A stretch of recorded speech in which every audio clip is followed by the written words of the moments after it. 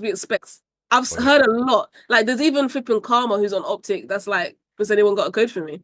It's like, Nah, yeah, it's crazy still. they don't have one. Hmm. Like, it's we'll see. I can't lie. That probably So, yeah, Activision don't really show favorites that too does much. wrap up the watch Everyone's party. in the That does wrap up same the boat. pot watch party of this section, right? But good It does. lord, bro, what What was a it today? fucking watch!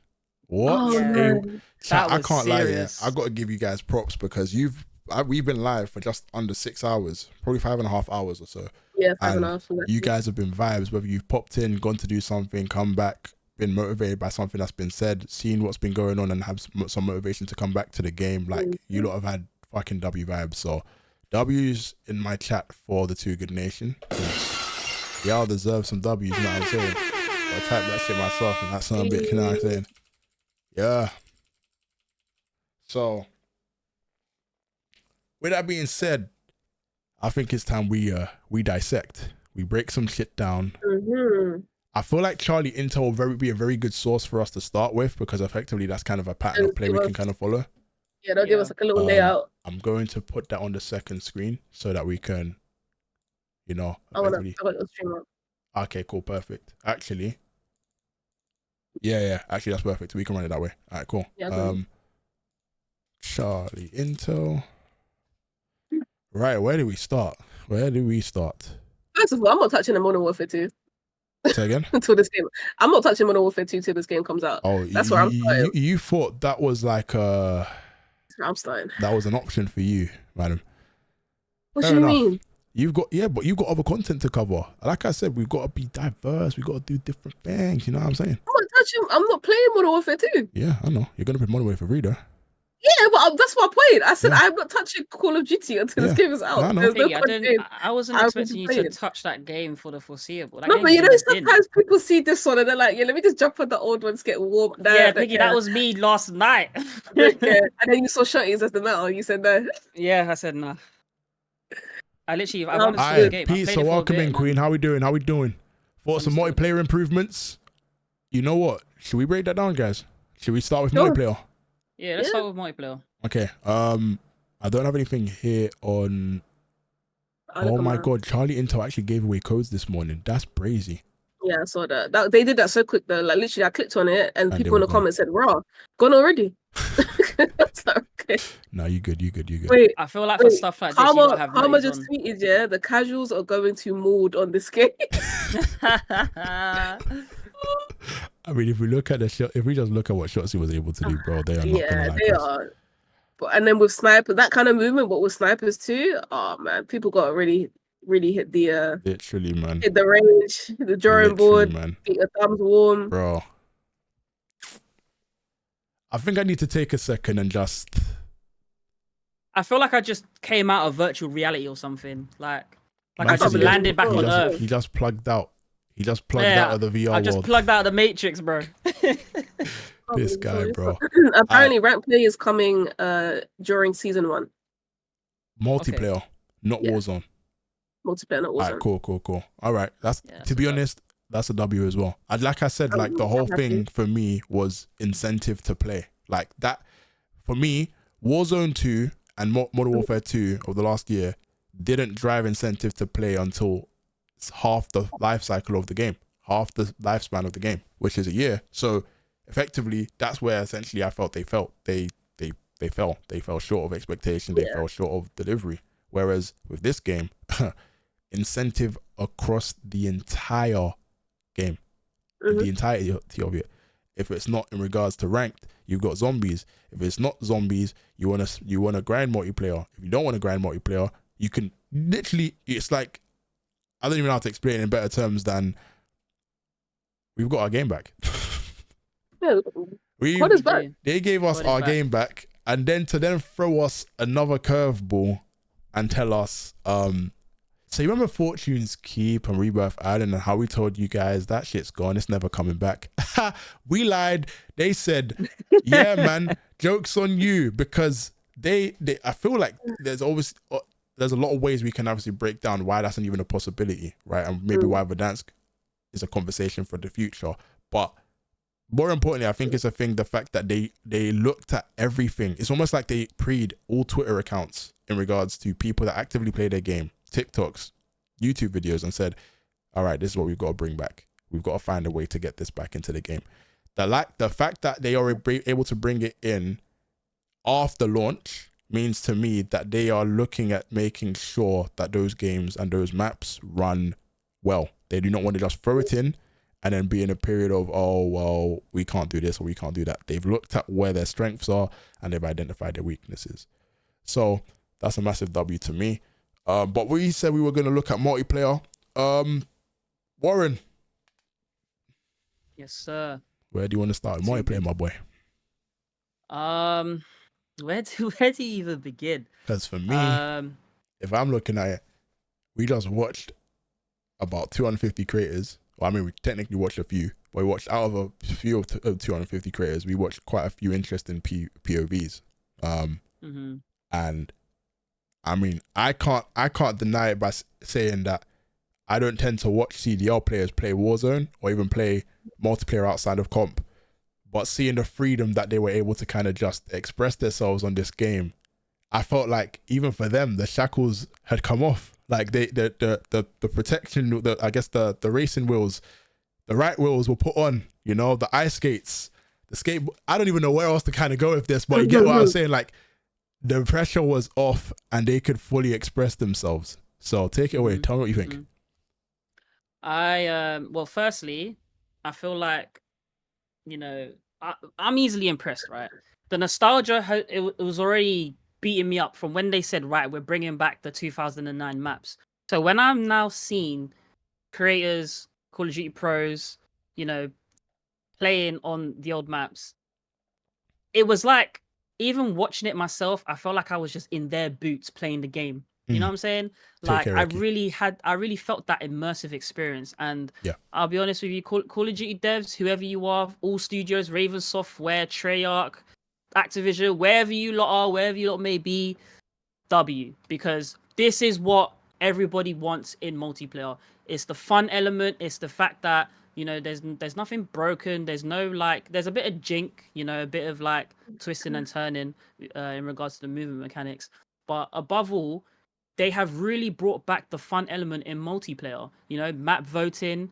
You know, the guns are looking like a W. When I heard one of the creators, I can't remember who it was exactly. I think it was, I actually can't remember who, but someone said from long distance, you really do have to control your shots, and that in itself is sounding like a skill gap, because in Modern Warfare 2, people were just able to camp in a building and allow aim assist to just do the work for them. Do you know what I'm saying? Or put crazy broken attachments on and your gun's not moving. Now you really have to have gun skill, and gun skill is just not all about you know, breaking someone's camera and shooting. It's actually learning the weapon, being able to control the recoil, and pretty much hitting all your shots. That's how you learn how to use a weapon, not just putting attachments on it and then letting the gun do what it's meant to do. No, learn the gun's recoil pattern and conquer it, you know, make it feel like it's Thor's hammer in your hand type beat. Do you know what I'm saying? So that's good. So assessing all of that, I'm really, really happy. And I'm actually somewhat proud, because Call of Duty game is a household FPS game, and I can officially say, from what I've seen, without even playing the game, from what I've seen, I'm just happy to say Call of Duty is back. Our game is back. Indeed it is. Indeed it is. And I think even more to show in regards to like the sort of clips and the sort of footage that we've been able to capture from the event.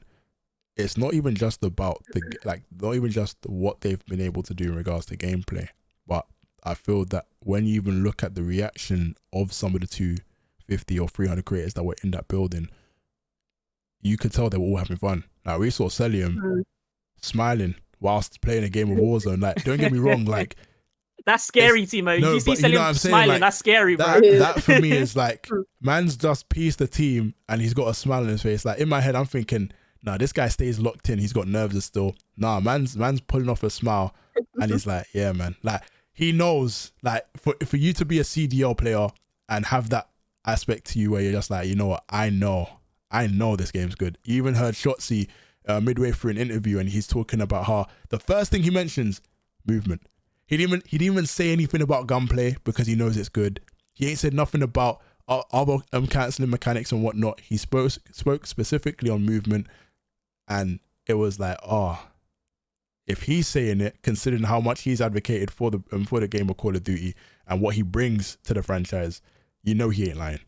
So for me, it's a matter of perspective, but also they've all given us this idea that the dark days are over, people.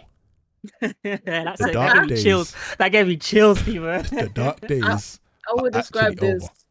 as a phoenix rising from the ashes. Yeah. That's Talk a to him. brilliant. That's a brilliant. Yes, sir. One of the poetry people did. Energy there. But yeah. But no, I feel like I'm gonna play devil's advocate. Okay. Straight away, because I actually don't really have anything bad to say about this showcase, which is rare.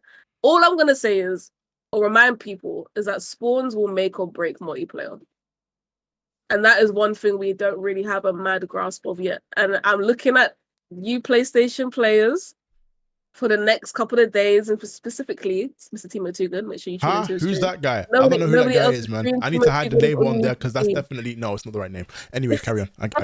I give. But more than anything, I'm gonna be looking at spawns, because as good as the maps can be and the guns, spawns literally can ruin multiplayer as a whole experience.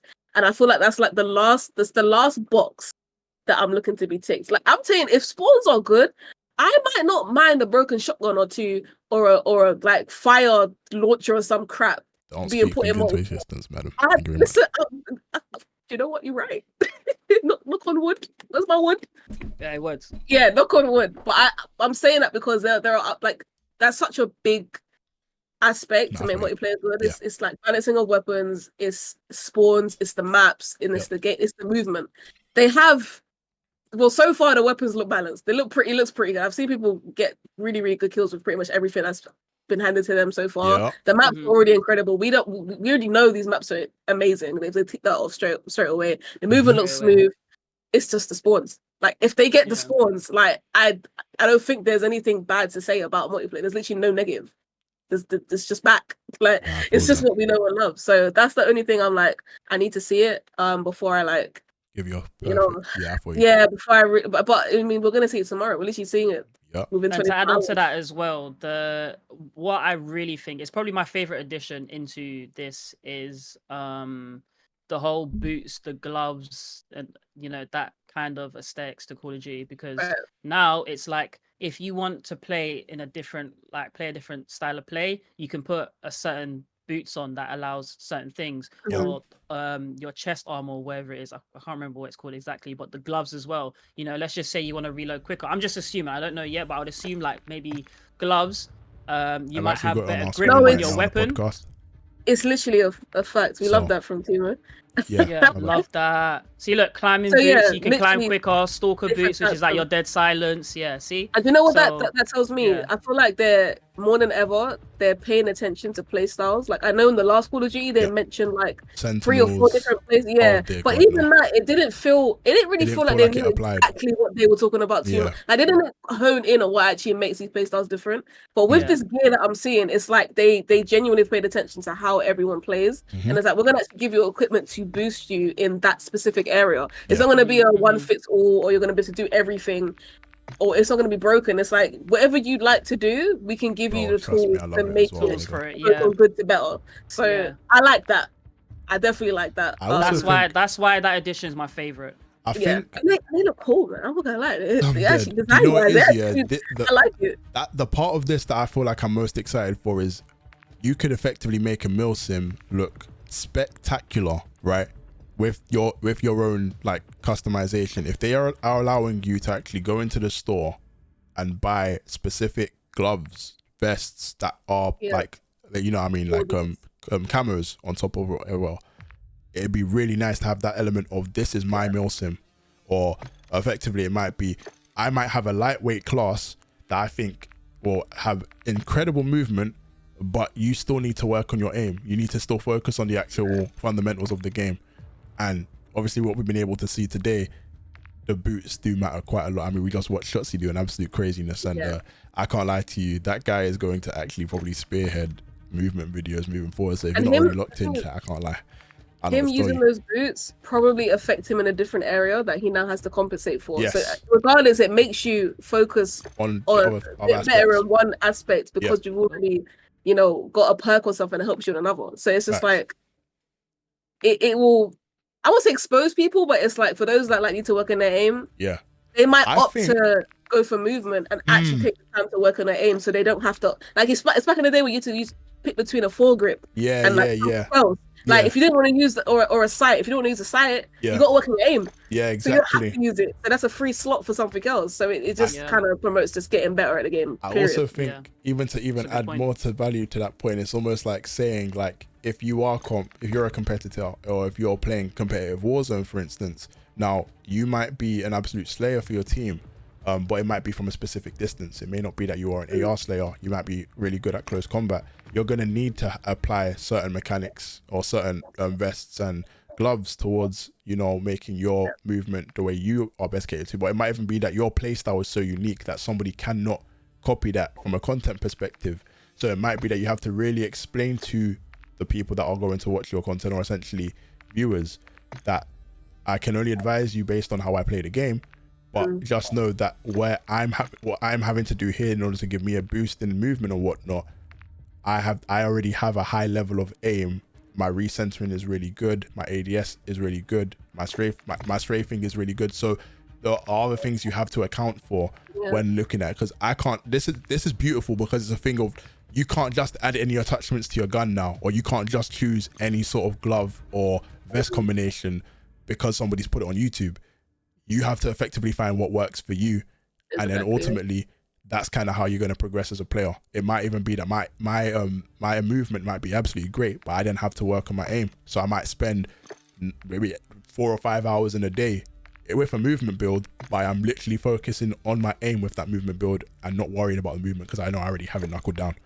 So yeah, man. Even to add on to that really quick, I feel like I'm excited to see how this integrates with the particular maps. Yeah. If you think about it, some maps are bigger, right? Like especially for the comp scene. Yeah. You start thinking about things like timings and S&D. Like there might be certain corners or certain headies you want to hit first, so you might put on the boots that let you slide quicker. Well, if that exists hypothetically, or there may be maps with more mantling spots and windows, so you might put on the climbing boots. That help you with that. Exactly. Excellent point, Peggy. What player plays what role, because you might need your AR to get to that heady. So whoever gets them to that heady first, they got to use the perks to help them do it. So even for little things like that, I feel like the combinations are going to be crazy. 100%. I can't lie. And a lot of people were telling me how that the UI seemed very similar, but I know we spoke about this earlier on in the podcast, and I felt like it was very different. Coloring wise, I felt like I can understand where they find the similarities with MW2, but I feel like how it's been kind of put together and effectively like the systems in regards to different color for what do we call equipment compared to guns, the I guess the diagrams within the gunsmith and whatnot, attachments. I didn't see a single element of tuning on here, and I know tuning might be there eventually, but the fact that this build didn't even have any, I didn't see any, kind of tells me like, cool, there's still a layer to this that we don't know yet. Right. So it's effectively, yes, this is my gun, but I don't think you can use it, because as much as I'm putting this attachment here and there, it's not going to be universal. Always for you, mate. Yeah, literally, it won't be universal. And I feel like that's good, because it's almost like they've added that element of, we want to give back to Call of Duty fans and fan base in a way in which multiplayer can be received as a number of things. It'd be an opportunity to get better at close range combat. It could be an opportunity to try new things like sniping. It could be an opportunity to work on movement and being in and out of buildings. But your experience is going to be completely different to somebody else's, and I think that's what they've catered to. Your experience is what they've catered towards. They want you to have something that you can effectively tell a storyline, or you can effectively give a community something to kind of look at and be like, oh, okay, I might give that a try. It's different. It's a different twist, and I feel like they haven't done that in a number of titles, which is fine. I mean, we're here now, and that's what's important. But it seems like they've really listened. It seems like they really, really have listened. I agree. So yeah. Oh, also TTK. I think we were able to really look, and I think that TTK is an absolute W. There were things I saw in gunfights that I was just like, yes. I'm like, actually I miss finessing. Do you know what I've noticed with what I like about the TTK is the fact that obviously even if you do shoot first, you still have. So let's just say you shoot first, there's still the opportunity of the opposition player to win that gunfight. Yeah, I like that because it just brings back the soul out. Yeah, because then it just goes to show, like, you know, if you're in a gunfight and you're shooting below the torso, you're less likely to win that gunfight compared to shooting above the torso. Do you know what I mean? Yeah. Oh, definitely. I feel like a couple of the older CODs, it was like if you get seen first, you die. Like there's there's nothing else involved in that. You have to see your opponent first, or else you're just dead. Unless you get like all headshots, which is so hard. But in this, it's like you get an advantage if you see them first and if you shoot first, but you still have to hit the right shots. You know what I'm saying? You still have to be the better player at that point. You can't just catch somebody and then just be like, yeah, I've won that because I caught you first or whatever. I stayed in this little crevice and I just, you can turn on someone in this. You literally can. I've saw so many 180s against like pros against pros, like top content creators against top content creators. Like if they can 180 against these people, it means that we can 180 against people that's going to be in our lobbies. So, like, yeah, I do love that. Multiplayer is probably going to be the most fun that I'm probably going to have in Call of Duty history, in my opinion. History. Yeah, no, I mean it's big because 2009, back in 2009, full 6-man lobbies, playing with your friends during school times. That's an undefeated period, 100%. But I feel like now, I can mimic that at a much older with like-minded people, and we're all like, I know that I'm definitely much better at shooting games than I was back then. Yeah. You know what I'm saying? So that's why I feel like this is going to be the most fun I've had in Call of Duty history. That's why I'm saying it, and I'm calling it. I'm not gonna lie, because I know I'm gonna have fun. I know, like, it's just gonna be a vibe. Like, and I said that from the beginning as well. I said, regardless whether Modern Warfare 3 disappoints us or not, multiplayer is getting my attention, my full attention. Modern Warfare 2, I tried to, Modern Warfare 2 did somewhat grant that access, but it died pretty quick. Not multiplayer, but just the vibe of grinding multiplayer. Do you know what I'm saying? So, I agree. Even the camera grind didn't last that long. Yeah, it didn't. But it's weird. I don't think it will be like my favorite multiplayer experience in history, just because there's a lot of history. But I've said I have not enjoyed a Call of Duty the same way since Black Ops 4. Like, I've claimed that as like the last COD I ever actually really enjoyed. I've enjoyed the vibes with people, but I've never actually enjoyed the game that much. Like, I've enjoyed people I'm playing with. But I don't remember the last time I could just hop on COD and play multiplayer by myself. That's what I used to do when my brother moved out, started his family, whatever. I was still able to play solo. Like, it was still fun. But since like Black Ops 4, all them games, I need to play with somebody or else I'm not having fun.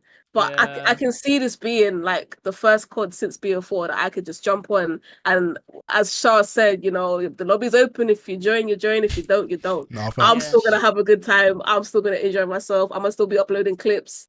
And it's going to be a vibe either way. So, yeah, that's what I'm also excited for. It's going to be a vibe. Give me 2 seconds, guys. But yeah, nice. It's good, man. I need those spawns to be good, man. I need those spawns to be. Yeah, it'll be interesting because I do remember some of the spawns Favela is the most vivid because sometimes they can spawn in the the gutter side, which is right at the back of the map. So at the top of the map, should I say? There's a gutter at the back there. Sometimes they not spawn in there, but they spawn there. But what I saw in COD Next though, I don't know if it's just a beta, but I saw people spawn in the playground, like where the football pitch was, and I was like, "Yo, that's a bit of a stitch spot there." Like, that's a bit of a peak spot to spawn in because, like, imagine you just run out and then someone's already overlooking that on the top of Favela. I mean, every COD did have a few botch spawns. Like, I don't think there's ever been a perfect COD for spawn. There's always been something that's like, I mean, spawn trapping, for example, has always been a thing. Right? You always get a something that isn't right. I just think it's about how often that happens. So, like, I don't mind seeing it. It's just like I don't want that to be the whole experience of this of certain maps of just shoddy spawns. I can handle a couple. It happens, you know. It's so hard to avoid it, but as long as like it's like a 70-80% good spawns to 20% bad spawns, I can hold that. Do you think they'll keep the same spawns as like 2009, or do you think they'll switch it up? I think I think that's a learning curve that they have to have understood, because if we look at what spawns were like in 2009, as somebody that's starting out, that was probably my proper first Call of Duty anyway, bro. That was horror.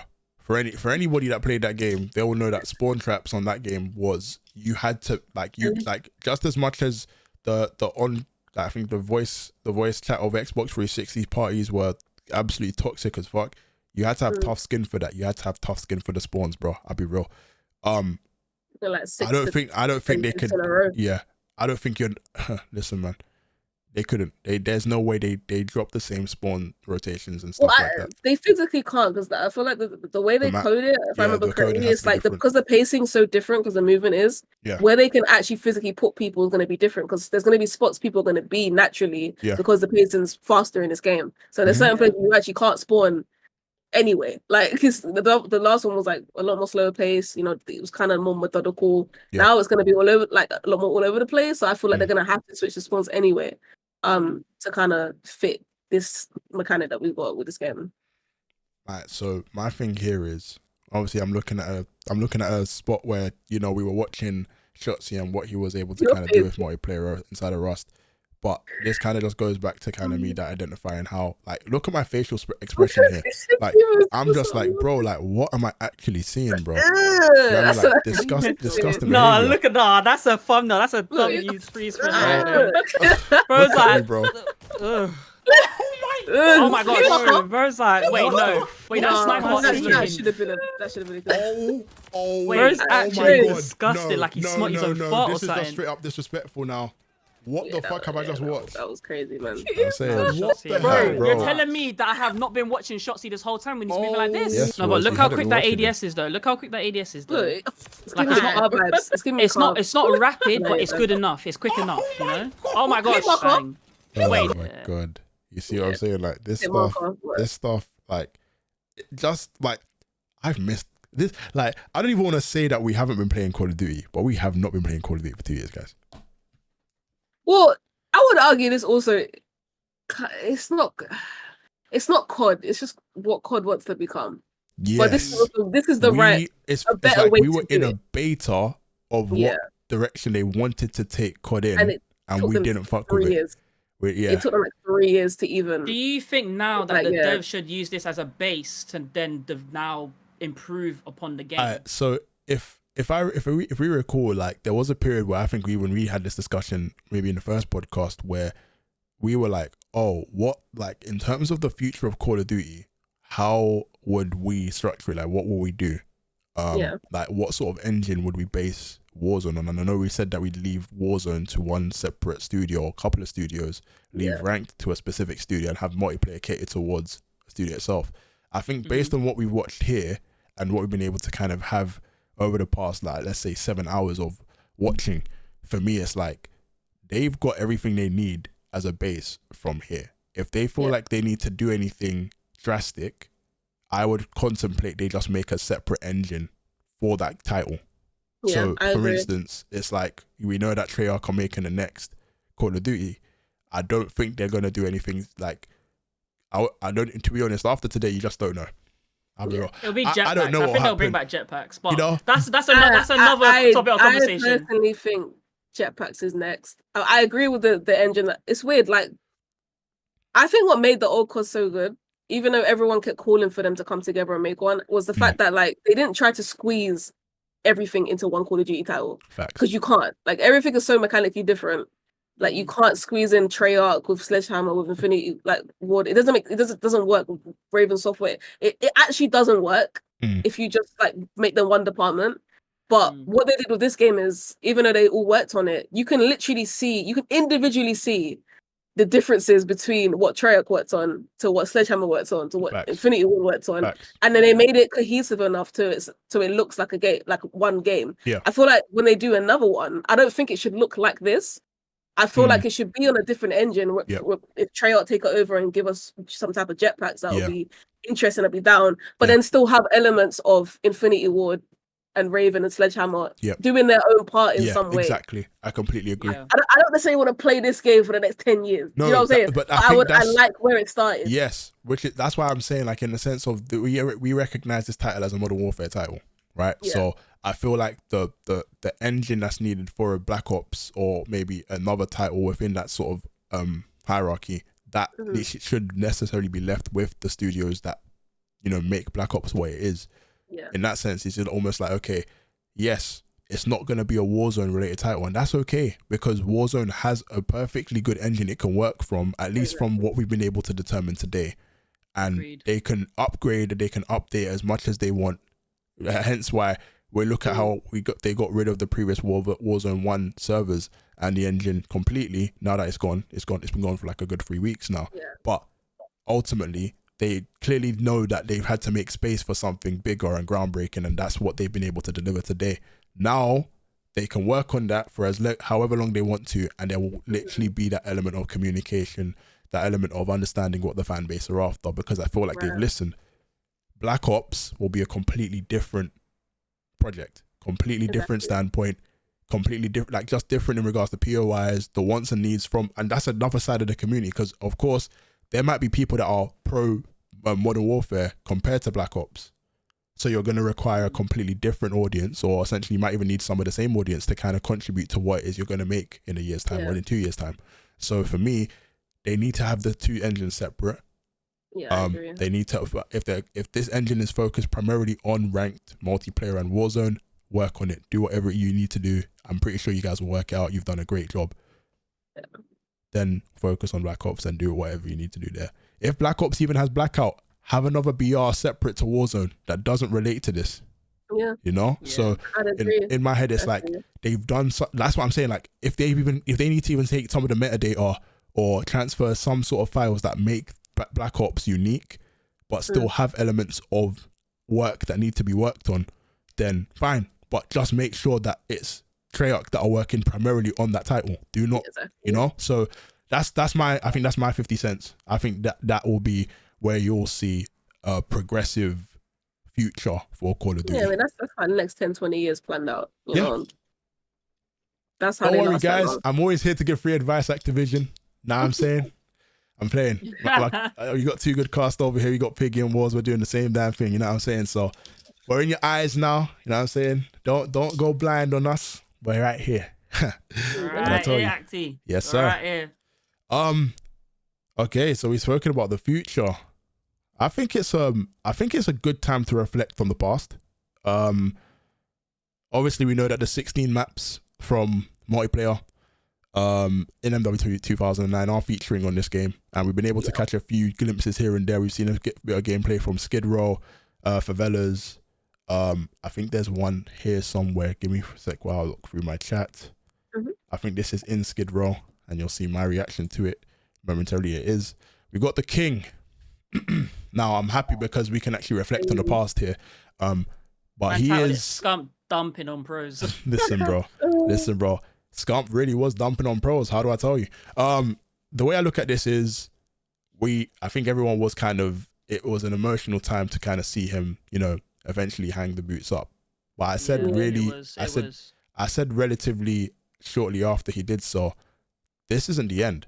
Like, not in the sense of him even making a comeback, but there's so much more that he has to offer for Call of Duty. Like, he's actually solidified his name as like the king of whatever it is that Call of Duty want to kind of go forward with, and he's effectively the face of the brand moving forward. Whether you are a Warzone competitor or if you're a CDL competitor, I think anybody can kind of agree with that. But I think the bigger thing for me was the guy's having fun. The guy's come back to obviously spearhead the game in a sense, but he is having the time of his life playing this game. And here's the other thing that obviously Warren said earlier in this room and spoke about how what Michael Jordan did for the NBA is what Scump did for Call of Duty. There can be arguments in regards to for and against that, but I honestly feel if you can even compare that aspect of Michael Jordan to Scump, you can also say that Michael Jordan didn't necessarily just have a field day, go and play baseball for a bit and never come back. I do recall that Michael Jordan came back wearing a different shirt number. He came back not just once, but twice. We seen him come back and scump in front of our eyes. That sniper. And I always said, Scump enjoys this game. Double tap B. Oh my god! Yes. That sniper. I'm telling you, if you knew the amount of time that Scump wanted to retire and didn't, because the games weren't enjoyable. Like, it was not just Modern Warfare 2 he didn't like. It wasn't just Vanguard. From Modern Warfare 2019, even with the slide cancelling, he was already getting to that point where it's like, I don't know how many more years I can scrim so long on a game that I don't even love. Yeah. Do you know? And he's playing against the best of the best. Kids that are coming in and they love the game, and he's got to try and keep up this motivation, and his teammates like are looking at him to match it. Like it had it had nothing to do with his skill level. It had nothing to do with him not wanting to compete. It had nothing to do with him not even wanting to play COD that much. It was just the titles just got to him. He just couldn't do it anymore. Couldn't do it anymore for real. So you give Scump a game that he loves, and he's able to do what we just saw. There is a 90% chance he will come back. And the only reason why he might not is that somebody offered him stupid bread that would take him away from competing. Oh yeah, 100%. Like, that's it. Because he is a money man. He's very frugal. He doesn't spend too much, but he thinks about his future. So unless there's some opportunity that is in content creation that is so big that it will take him away from being able to put time into scrimming, or maybe if he has a kid or something and he wants to stay at home, has to be a life-changing thing that stops him from coming back. Because I'm telling you, if he loves this game, we're going to see him scream. We're going to see him play in the amateur league with methods and have fun and be like, ha ha. And then all of a sudden, we're going to see, up to Texas, roster change. Roster change. That's what that needs to happen. All I'm going to say is this whole reveal has been a bit of expect the unexpected. I'll touch into that later on with the graphics that we can actually pull up, because there was a lot we weren't expecting that actually being inevitable, which... good knows. You lot saw my reaction. You lot will see on the timeline at a later point, but I can't lie to you. Some of the stuff that I've been able to see today, not just from the multiplayer, but from the Warzone perspective, has been quite interesting, because it seems as if the power of friendship has found a new format. Now, guys, I know you saw this with me earlier. Piggy, I don't think you would have been here specifically for this moment. Oh no, I saw his. But my boy E-Bates, listen, this guy... absolute W mans, great guy. I met him in London when he came for the World Series of Warzone, and he continues to inspire me and motivate me on a daily basis with his kind messages and just kind energy. He didn't deserve this. He didn't deserve what's about to happen next. But as we have spoken frequently about Modern Warfare 2 and the state it ended up being and how unhappy it made us as streamers and gamers alike, my boy E-Bates had to suffer quite a difficult circumstance. Let's just play the footage right here. I haven't muted. You need to hear the audio. I'm pretty sure he did not expect this to happen, by the way, but it happened. And no? Sugar. No, that free spray was joke. Oh my god, E-Bates. Oh my god. Oh my gosh. Oh, you actually hate to see the power of friendship. Like that. Oh my god. The power of friendship went from being 4 stacks to 3 stacks on a vehicle. Oh, that is crazy. Like, I'm talking. This is I won't even say World Series, because this could be a ranked lobby. They are literally looking for that one guy to just run over to make a clip of TikTok, and they're "Yep, that's our guy. That's our guy." You picked the wrong guy. I promise you. Let's say about 3 months from now, when we're all integrated into the lifestyle that Warzone will be at that time, he gonna get his revenge. And when he does, you're gonna come back here and say, Timo 2GUD told you so. Make of that as you will. But no, on a whole, we did see quite a few interesting Warzone clips. I think we have one of Nikari that I'm gonna pull up in a hot second as well. Just give me 2 seconds. I'm gonna switch screens. Yeah, her gunny was warm today. I'll give it to her. Even look at that clip, right? What does that clip remind you of? What era of Call of Duty? What was the last time you saw 3 men on a quad bike driving to try and run somebody else? 2019. Verdansk. Even if the map is not the same, it's about the vibes on the map. Yeah. like it's the types of clips we used to see of people breaking some ankles here and there, getting a quad feed, no scoping, quick scoping, finding jump spots, running people over with vehicles. You might even see a cheeky grenade throw and blowing one up. Even Al Mazrah didn't really give that vibe of the whole like on vehicles riding together. People didn't do that kind of stuff, you know. And I just think it's something to be mindful of, you know. Literally, I mean, we're talking about our playability and movement and all this other stuff, and then we're looking at Nikari literally fry on Rust here. I can't lie, this is the first clip we got. This is really soft, but we're even looking at things like snaking. Snaking is still here, yeah. Tight shit. Can I just say, you know the UI, you know the UI? Oh my god. And look how buttery smooth that is, guys. That jump shot is like in game, like when they get XP and stuff, it looks like so sliding underneath that little crane bit there. She is freaking lucky to slide you across. It's like the whole thing, you have to hit that slide properly. Clip that shit. Clip that shit. You know back in Modern Warfare 2019 where there were certain vents that if you hit that slide, Nikari, man. That was disgusting, by the way. But if you hit that slide, you would go through the whole vent. Nikari, they were trying to have fun. How do I tell you that? She was on the highlight roll a couple times. Yeah, I mean, to be fair, maybe after when she got RPG'd a couple of times, it was probably deserved at that point because she was slaying out these multiplayer lobbies better than nobody. So that was actually fun. You know what? It's because somebody was parachuting down and she killed that guy, turned around, looked up, and got blown up by RPG. Like it was the whole sequence. That was hilarious. No, the timing has to have been insane. To be fair, it has to have been insane. But we're gonna touch more on towards, and we were looking. I think it was who were we watching? Was it Sinister? I think it was Sinister. We were looking at a few of the Warzone mechanics, and we definitely found that stims are back. Yes, they are. I don't know what to identify them as right now because I do know that they do not work in storms. So if you're in a storm and you're trying to stim yourself out, you're not saving yourself, buddy. You're dying. How do I tell you?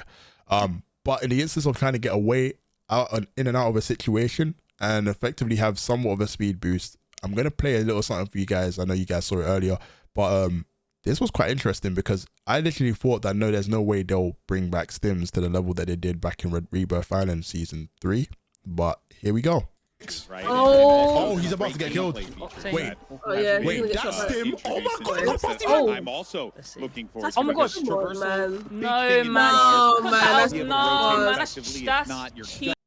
Now, as you can tell from our reaction, we knew but that looked like that lasted for a solid, like a good 10 seconds or more. So because he was still moving quick. Bro, look at my reaction. My hands are still on my head. Like, okay, the way I look at this, right, is there's obviously a part to play in regards to the perks he's using. So it might be that his gloves, vest, and boots have an influence on how fast he's actually running. And obviously we do know that the sprinting on the game actually has there's a tactical sprint and then there's a regular sprint that doesn't seem to actually slow down your animations and whatnot. So again, that has a part to play. My issue is, did they know that stim, play that in Rebirth Island when it does eventually drop? Did they know what they were doing? Because I can't lie to you, you already put movement back, you involve stims, you're having movement on steroids. I do think it's a little bit overkill. I'm not gonna lie. No, I do. I feel like Call of Duty have a habit of realizing something's good and then just shoving it down our throats. And then boosting it, shoving it down our throats. Stims, if we actually look at like stims, what they're actually meant to be used for, it's like an adrenaline rush, right? And I get it. I get the whole, you feeling much more speedy. Oh, but believe I just me. think it should just increase your health. That's it. I mean, that's what stims were meant to be. That's what stims are supposed to do. Start the health regen way quicker. It was to allow you to reach out in certain situations a lot quicker as well, because your health is literally shot back up. Especially in like multiplayer, like that's kind of that's what it was used for. Yeah. But when we started to get better movement and Call of Duty started clocking like this is what people want, of course they're going to bring something in to add to it. Now, in my opinion, we don't need any more speed and movement. Like, you add the boots, add the perks. You've done your job. That's fine. That's you for the whole game. Yeah, exactly. To have to like try and predict whether someone has a stim and you just see them shoot off. There's too much unpredictability in that, and I don't think it's a skill gap in any type of way. Like, It's not. I don't think it helps anyone get better at the game. It's kind of an unrealistic element to have such a boost in speed. What am I playing? Flipping Sonic? Like, why are you boosted in speed? Like, I just know in game it's gonna frustrate me, even if I have it myself. I'm not gonna want to use it because it is because you get someone one shot, they'll or close to dying, they'll stim, and the next thing you know, you're like, oh, I don't know where they gone. They ran off, and I don't like it when I get someone so weak, and I hate it. Like, you shouldn't be able to escape me. You should have to re-chow. Like, you stimming should mean you actually have to chow me. And if you're just better, you'll win that gunfight. It shouldn't mean now you can get on top of the roof because you flipping run at 30 miles per hour. I don't think that's fast. Do you know what I'm saying? And it's like, if I don't have stim, I can't keep up. It's just, I think the bigger, doesn't make sense. I honestly think, I agree with everything that's been said, but I think we have more of an alarming, situation when it comes to tacticals. You guys know that Battle Rage was added in from MW2. Yes. And all I have seen, pretty much, the standard reaction from pretty much all creators that were at COD Next, I didn't realize how much Battle Rage was actually being used. It is broken. There is a speed increase. What? There is a damage increase. There is a health. You know, and in terms of being able to kind of outplay people, I might be one shot. As soon as I've put Battle Rage on, I am doing destructive levels of damage. They are probably going to patch it, which I'm hoping they do, because effectively we don't want anything broken going into the first season of Warzone. They have 3 months, and especially for multiplayer, we don't want anything broken. But yeah, if I look, I had to actually identify what I was watching when we were watching Shotzi earlier. There was an insane use of Battle Rage that I didn't realize until now. True. So I think I saw more Battle Rage than I saw stims. Exactly. So as much as we do agree that, you know, they're kind of going OD with the stims, the OD matter of the day has to be Battle Rage, unfortunately. But to be honest, I mean, we briefly spoke about Warzone. We've briefly spoken about it anyway. I want to go back and have a look at the map because we've got quite an interesting visual on this actually. Give me a second whilst I find it. And here we go. So, as you guys can see here, we have Urzikstan. And hi. Warren. So clearly here we have 11 POIs, or 11 locations on the map. We do see water, so water does make a return to Warzone.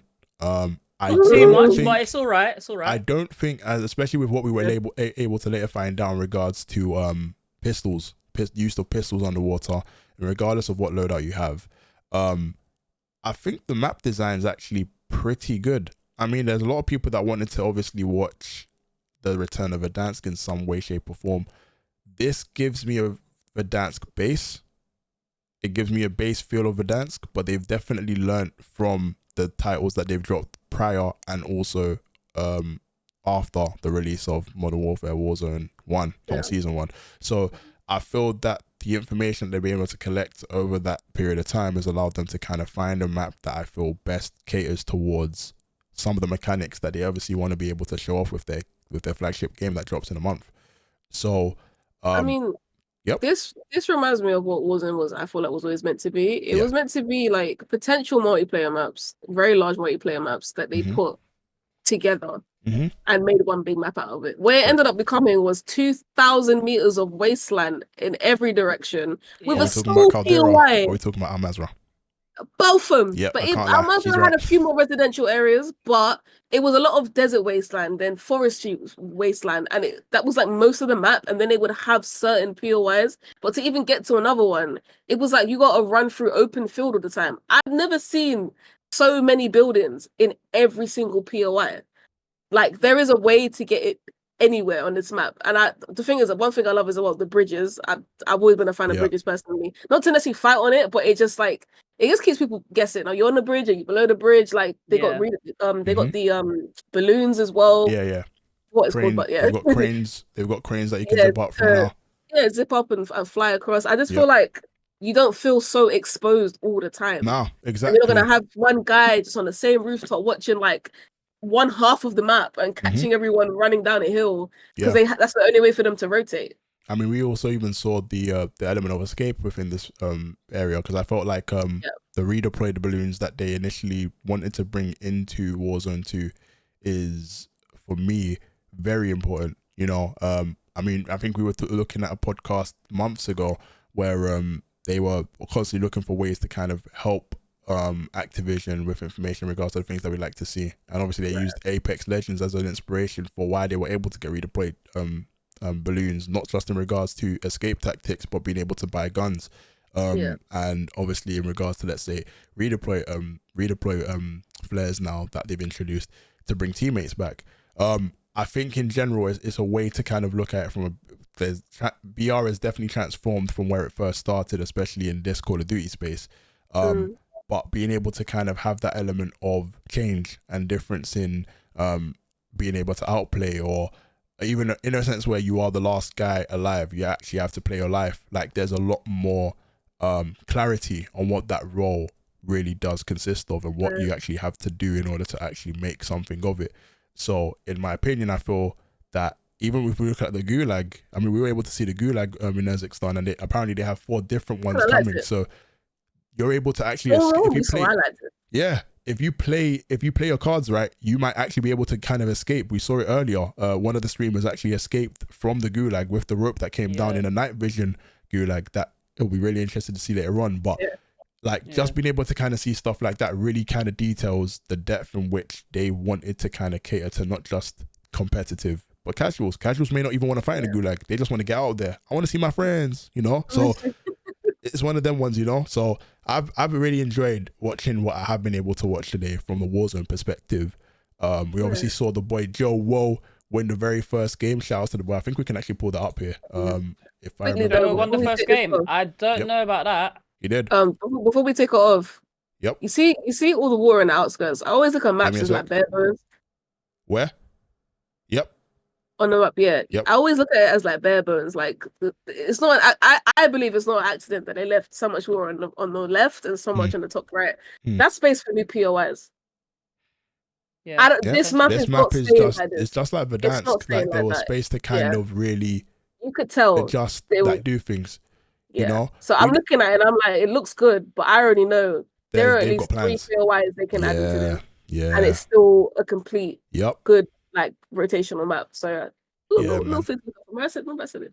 like how as well the POIs are actually kind of close to each other. Like, look, you can go from low town to old town within like a run of some kind. You know, like with Al Mazrah, I've noticed that when you're in like city, you know, and you want to go to Dome, do you know how far you have to go? Like, you literally have to take a heli to get to the top of Dome. Like, but here it seems like I could literally go from, let's just say, like, what's that, Hadida Farms to the resort, top left of the map. I could do that within a drive, for example. Do you know what I'm saying? Right. And if you can see as well, can you not see that train track as well, going around the suburbs?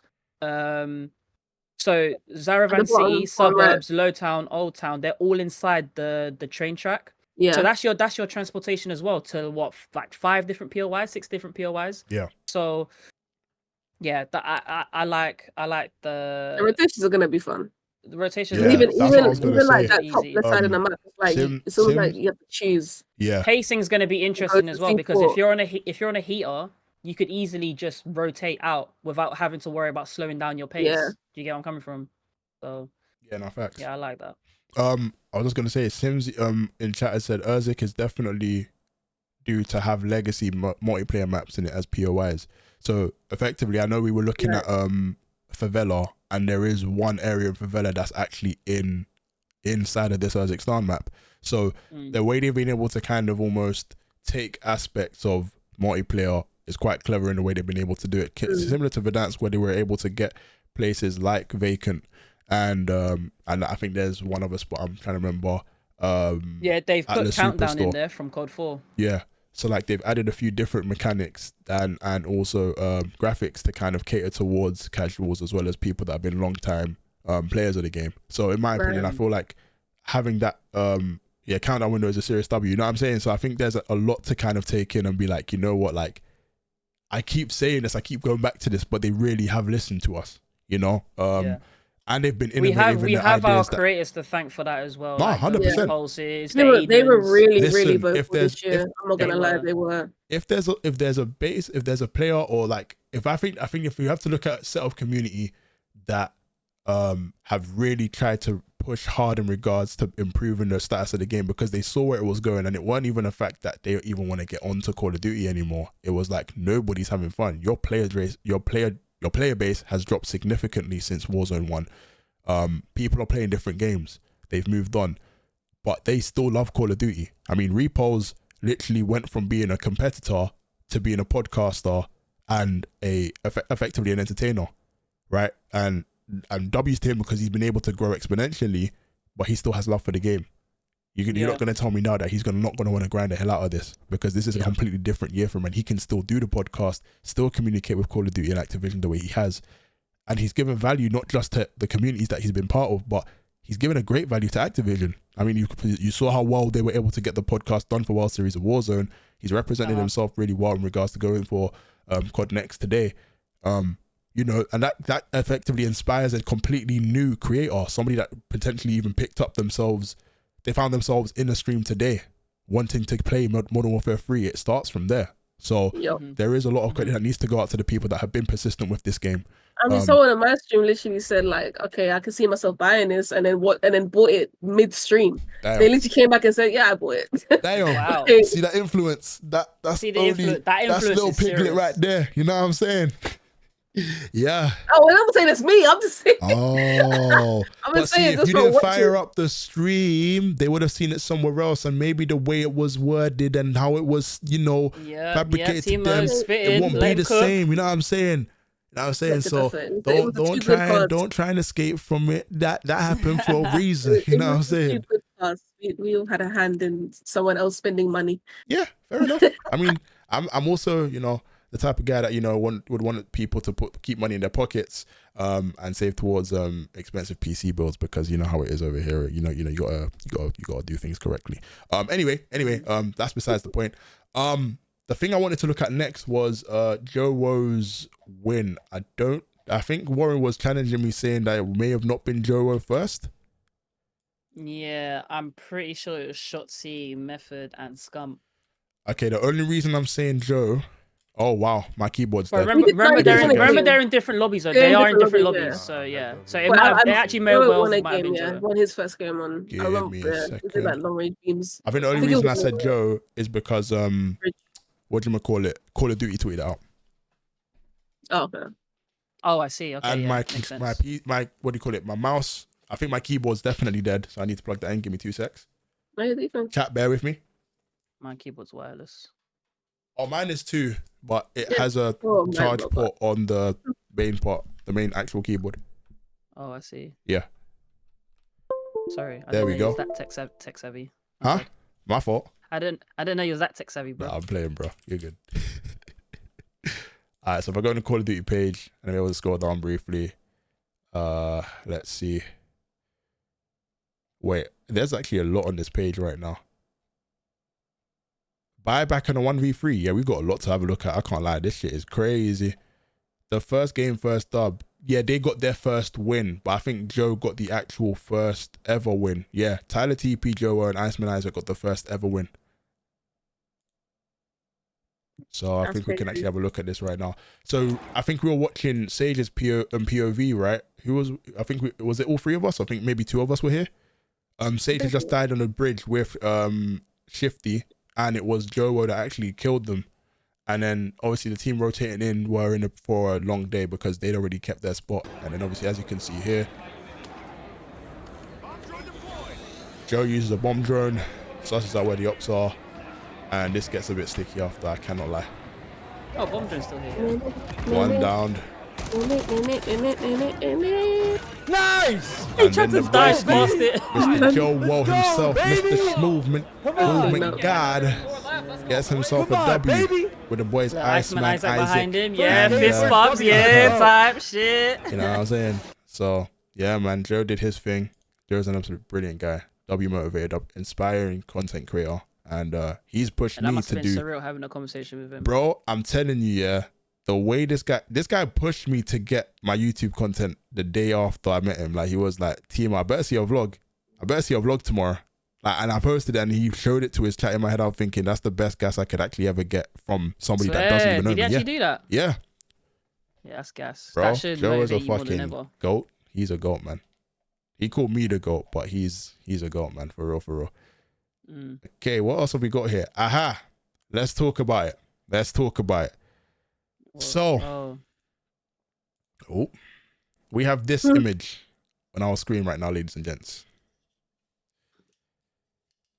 I'm going to start with Piggy here because I feel that when it comes to look at that smile. Listen, man. I could go back to my reaction to start off with, but I think Piggy would be great to take us on a story here because I can't lie to you.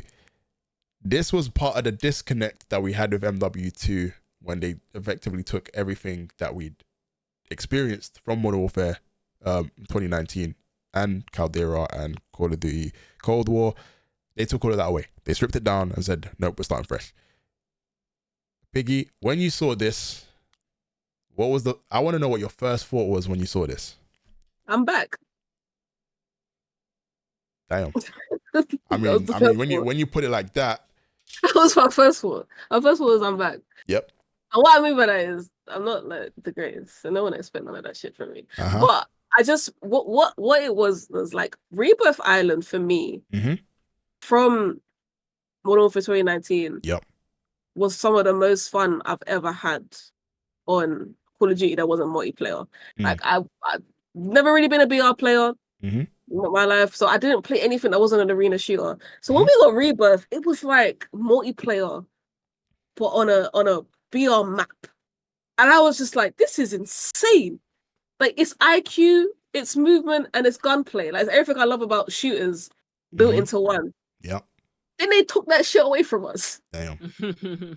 And they blew it up. They blew it up, and I was actually distraught. Like, I didn't really know like what else to play at one point. And I remember when they brought in Fortune's Keep after I took a very long break from COD, period. And I came back and everyone kept talking about this map, Fortune's Keep. I said, I'll try it. I remember playing on it and I was like, this is cold. It was another time I said, okay, cool. They got me again. And I grinded it, but it was towards the end of the life cycle of the game. So we didn't get that much time on Fortune's Keep because they moved on pretty swiftly. Yep. And then Modern Warfare 2, I have tried to enjoy Vondel. I tried to enjoy Ashika. For a time, I did enjoy Ashika for a time. I mean, Vondel right now, I'm not even about to put the point of view I want to put on the screen right now for obvious reasons. You know what? No. You know what? They need to see this. The people need to see this. We're going to put it up. Dilsey, where are you? Because we have to...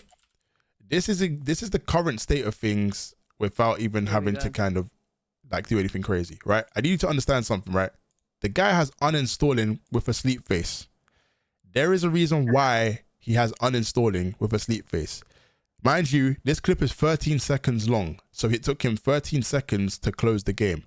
Are you wondering why, chat? This is why. I need to take a break. I'll keep playing after this one anyway. I got dotted. What? Oh What? That is the current state of Vondel, ladies and gentlemen. So I don't miss it. I said that to you yesterday as well when we were playing, bro. Here's my thing. We can go back and we have this image on our screen. Yeah.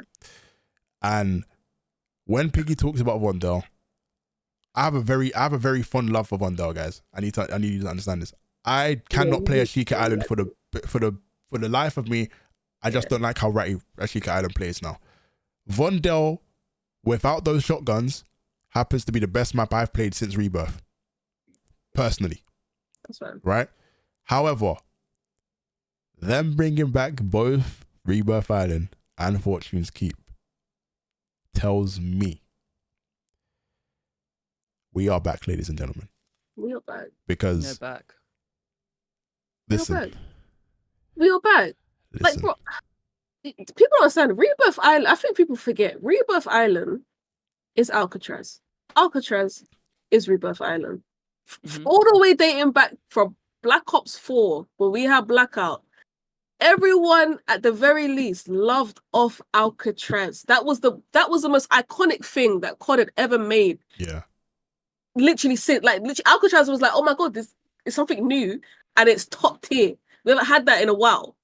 Like, Blackout was good, but we didn't really last. But like Rebirth, you can tell the fact that they brought it back in the next game, even they knew that they were onto something here. Yeah. They were like, this is the formula. Now, I don't know what caused them to go away from it, but them bringing back the thing that made people fall in love with Resurgence and Rebirth, whatever they want to call it, this is the reason why we fell in love with Resurgence in the first place. Facts. Like every other map that's come out since then, they did it because of Rebirth, because of the popularity that Rebirth Island had. So to give us that, and Fortune's Keep, which in my opinion was their last-ditch effort to keep people on the game, they brought that out as like oh my god, we need to give you lot something because you lot are not happy with the way that the game's playing right now. You're not happy with what's in the game. Yep. And we need to get our players back at least until the end of it. So when we release our next game, you guys are actually going to want to play it. Facts. So they gave us the thing that started our love and the thing that kept us playing in the new game that's not even dropped yet. And they told us from now. We didn't have to wait for it. They could have literally kept this a secret till February when the game could have affected that. And I'm not saying the lifespan of this game will have it won't have any issues. It might. I also won't say that it will go through a similar lifestyle cycle of what MW2 presented, because I feel like they were more prepared. They were more ready for this release. Yeah. But they could have literally left it until the same time span they announced Warzone ranked last year. They could have decided that they didn't want to get people's hopes up of something coming extremely soon and then have people's hopes dashed because the game weren't playing well. They said, nah, we know we're releasing a good game. We know that you're going to love multiplayer. We know you're going to love Warzone. Multiplayer ranked is going to come in very shortly. Incentives. All I hear from the moment I saw these two words, Fortune's Keep and Rebirth Island, incentives. So for me, this was like, oh, I asked for I ordered one side of Chinese. Like I ordered a set of Chinese, right? They gave me 2 packs and 3 prawn crackers and a bottle of Coke. I didn't ask for all the other stuff. I just wanted one set. So for me, it's like they gave me everything and more that I could have asked for. You know what I'm saying? So I love that analogy, by the way. Hey, listen. Because actually, like, I don't know if Chinese shops really did that, but I know when you go Bossman shop, and you just order 4 wings and chips, and you see 8 in there, and a kind of drink as well, and sauces for free. And then you can bring out your money and say, no, you keep that. You can keep That's that. what they did. You can keep that. We were looking after you today. Even all that extra food, they then said when we went to pay, keep that. That's the equivalent to see if we just keep it real. I'm telling you, literally, it is just wow. I mean, look, we can have a brief reaction as to, you know, Rebirth Island coming back. I've got it right here, and we knew Fortune's Keep was here for a period of time. I was like, okay, cool. My mouth was wide open, as you can clearly see. From the last game. Like, you look at the skins, like a lot of Black Steel skins. This, even that screenshot at the beginning, you look so skeptical. Like, you look so mischievous, like, Fresh is lurking, he's lurking. Fortune's Keep is coming back. Fortune's Keep will return in early. And then I said, I'm waiting for this blur. This is going to say Rebirth Island on the right. That's the best resurgence map we got after Alcatraz Island. Rebirth Island! Let's go! Oh shit, guys. It was at this moment. It was at, hold on, I'm going to go back a few seconds. It was at this moment when my head, it was at this moment. He had to look behind him. It was at this moment, chat. It was at this moment where I had to look behind me, the door behind me, to make sure Mama Too Good weren't about, because I know I'm about to get my ass whooped for how loud I just said, yes! Right? It would have been killed. My dad's not here, so I'm safe. Don't worry, guys. Your boy Too Good is safe and sound. Ain't nothing to worry about. But even if they were home, you still wouldn't a be able to reaction. contain that excitement. Yeah, I said you can't hide that excitement. I've seen 2 maps. I effectively started creating content with Warren in Fortune's Keep, for those that don't know. So being a map that's come back, I'm just like, oh my god, straight nostalgia vibes, but we got work to do. Rebirth Island now. Oh yeah, like, I'm telling you guys, it's going to be. Remember all the customs on Rebirth man. Island? I used to play in so many custom lobbies. Man. We can go back and talk about Island. Sam Ham. We can talk about Diligent Cows customs here. You know what I mean? Those customs were like, it was like a get together of. It didn't matter what skill gap you were. You could try any weapons in any lobby whatsoever, and you just knew you were gonna have a good time. You understand? I'm hoping we can run a 2GUD Rebirth Island customs 100%. One day. You know what I'm saying? So, who knows? We might even see the return of a certain Toxic Tuesdays. I'm not gonna say anything because that doesn't belong to me. That concept doesn't belong to me. I'm just saying it might return. You know what I'm saying? But I can make a call to Canada. Right now. I can find the boy with locks. I think the 2GUD Nation would really like that call. I'm not gonna lie. I'm just saying. I know he's been itching. He's gonna have looked at all of this and then be like, the game's still shit. But I would still love to have him here in one way, shape, or form, bro. Custom's gonna slap this year. I agree, man. But listen. That for me was just like, okay, you know what? You can strip down everything they've actually told us today. You've got the gameplay, you've got attachments, you've got zombies, which we're going to also look at in a hot second. But I think it's just like the energy in the room. Like, we literally had maybe about up to 10 creators in front of the camera besides actually gameplay and interviews and stuff. You could just tell that, oh my God, we actually have a good game. Yeah. Like, it's I don't know if you guys can compare this, but like, I used to watch a lot of wrestling when I was younger, right? And my thing was like, you would have oh my God moments. Like, they tend to be like, oh my God, holy, wait, that didn't work. Crap baskets. Let me try that again. Holy, right? So whenever something crazy happened in wrestling, you'd end up hearing the terms holy. So for me, that was what every creator that was in that room was dealing with. They genuinely couldn't believe how good of a game they have been able to play at this early stage in the beta. We've got a whole month before we've got a month and 5 days before the game actually drops officially. They can still do a lot of work to the game, but I do not think they ruined this game. I think it's impossible to ruin this game. I don't know how they ruined it. I'm telling you, Activision, it is absolutely impossible to ruin this game, because if you end up doing that, right, I'm just going to look you in the camera right now. If you end up doing that, I'm going to be screaming holy for a very long time. Yeah, that's all I got to say about that specific part of the segment. But no, so Rebirth Island, unfortunately, just keep coming back. It's an absolute W, not just from us as gamers, but creators. You have now got another mode you can actually have absolute free will on. And this isn't in regards to it being so bad on Vondon and Ashika that I've already explained, but the shackles are off. Express yourself. Make sure you have your OBS open. I'm so dead. Make sure you have your OBS open. Have your clipping button ready. As soon as you break someone's ankles and shoot them down, I need a clip on TikTok. You're hearing it from your boy 2GUD now. You understand? If you get us quick scopes, oh no, oh yes. I feel like MW2, you almost had to plan content. Oh my. Like, you had to be like, all right, this is what I'm trying to do. If I had a sound alert, if I had a sound alert for claps or applauses right now, I'd be running the fuck out of that shit. Do you know how hard it has been for creators this year to actually put out Call of Duty content, because it doesn't stick? Getting a 1 out of 10 on YouTube in any way, shape, or form is seen as like a gold medal when it comes to this game. Yeah. Because that's how bad the game was. Nobody wanted to watch it. Even, bro, people have had their viewerships tanked. They've had their viewerships tanked. I feel like Zyro is probably the only creator that kind of took a benefit. Yeah, he benefited because I feel like Zyro actually worked well with what he had, but it was like where people were saying there is absolutely no movement on this game, he defined what movement is on this game. So, and the only reason why he was able to do that is because the game genuinely didn't really have good movement. Exactly. In a game that has good movement, you can't do that. Yep. Do you know what I'm saying? Yep. Like, he stood out because he managed to find a loophole, which is great. Love that guy, by the way. And it's incredible, like, that he was able to do that. It's not easy to add so much value to a game where people are losing interest. I feel like he deserves more props from 100%. 100%. I even think, go on. Yeah, go on. No, you go first. I was even just gonna say, obviously I met Zyro back at World Series of Warzone, but I think it's even the fact that, like, he said that if they bring back Rebirth, we did not know anything. He doesn't know anything at this point.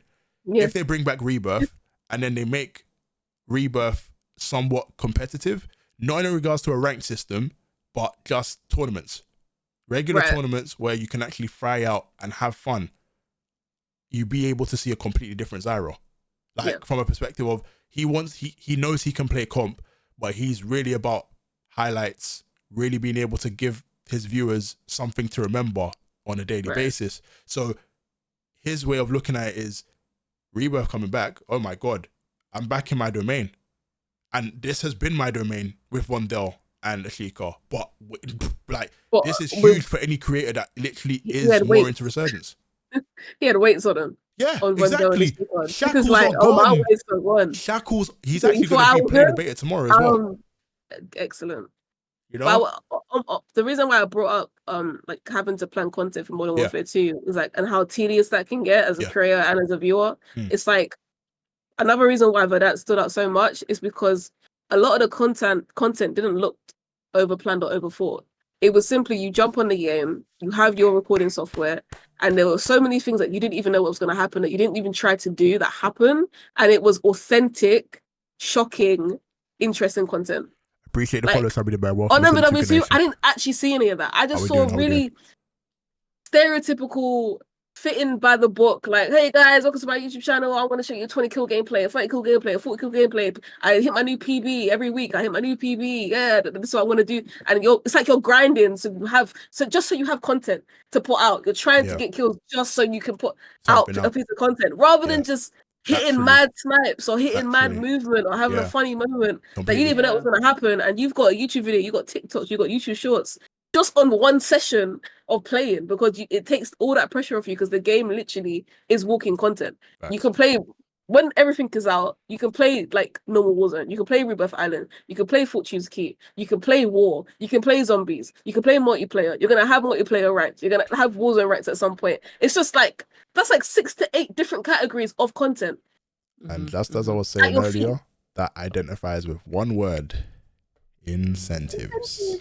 Incentive. I just had to add that there because we have been like, I've not posted a single TikTok on this game since probably May, right? And for me, that's bad because I identify myself as a Call of Duty content creator.